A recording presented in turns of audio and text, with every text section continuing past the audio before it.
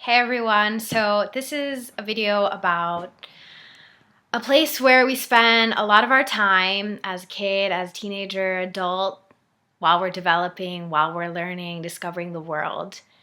And that place is school. It has failed me in one instance as a non-American studying here, being an immigrant here, living here. Why I say non-American is because my information about America, about this country, about everything is from my school. Everything is from my school. It's not from my family. So this is just one instance of how it's lacked. And so I was about 13 years old, I think, around that age, going into 8th grade. And I was doing an assignment over the summer. And I was talking with one of my neighborhood friends about it. And we were going over it. And at one point she said something. And I was taken aback. And I say, what do you mean the Underground Railroad is not underground? What do you mean it's above ground? What do you mean these people hid and ran and suffered and lived like this? The education system had managed to teach this topic in such a way that I thought that the Underground Railroad was actually underground and that these people had it easy. That's what I thought, that of course, okay, well, that's nice. They have this place to travel through. I didn't even think about, how can there actually be a tunnel? I didn't think about it because no opposing information was presented against that, and that it was taught in such a way, in such a vague, brisk way, and that someone could think that the Underground Railroad was actually underground. That's how it was taught. So I'm going to just talk about just 5 things that I don't know if they've changed since I've been in elementary school, but some of these in college, they have not changed. First of all is that in America, history is very brief. The uncomfortable topics are very brief. They're touched upon quickly and briskly, as if to not make you think about the information that you should be thinking about, as if just to get your dates, get your facts, which are often inaccurate, get the names of your generals and who they married and who this lieutenant, where he lived in this town and how many rooms his house had, and who cares? But that's what they want us to care about, and that's what we cared about. These random facts that have no meaning to our lives.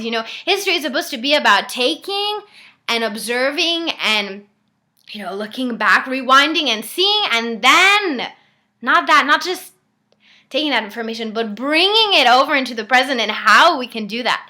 But it's just touched upon so quickly that you cannot do that, or you don't have any substance to do that with. And secondly, when it is discussed, it is often inaccurate.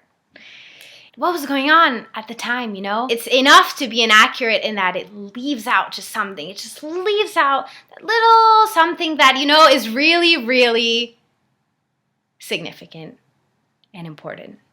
And that's where the inaccuracy is that it's just not there. It's not in your book. It's not in your lesson. And so where are you going to get it from then as a kid? And third, when these topics are touched upon, they are done so in a way to minimize kind of emotion.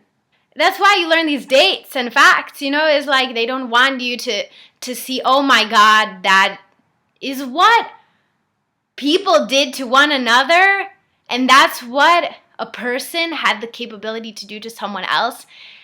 And you don't learn that, and you don't know. And how then can we look and reflect back on history if it's not taught with the intensity that it should be taught with? And yes, you have to talk about these things, and not just talk about them when you do, okay, but to talk about them in a way that people understand, oh my God, that's what happened. That should be history. Like, you just can't stop thinking about it and can't stop thinking about how it applies in the context of today. That's what history should be like. Fourth, we have the fact that history is written from the point of view of the victor, not the loser. Okay, now this is very important because that absolutely changes everything. I was studying abroad in Thailand, and so I was taking a lot of classes on globalization. I was learning some things. I was like, what?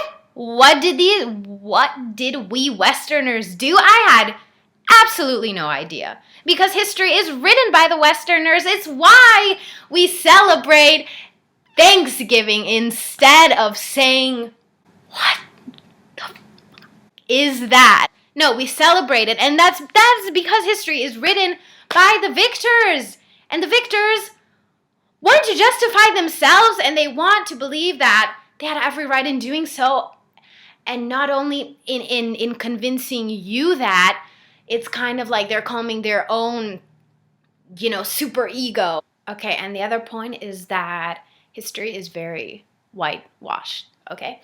So, in saying that is just, I learned more about what, let's say, the plantation owner's wife wore. See, I remember learning more about that, about the house, about the garden, about these things, instead of learning about what happened to those people, what slavery was about, in specificity, in detail, in depth.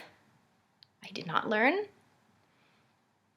My classmates did not learn. If all you have is your school and the media, and this is how you form your opinion, created by people who want you to think and believe a certain thing, and if you don't step out of that, and if you don't analyze that, and if you don't learn how to think for yourself, I don't know what's next. If people are just taking what's being fed to them and not going beyond that, it's scary.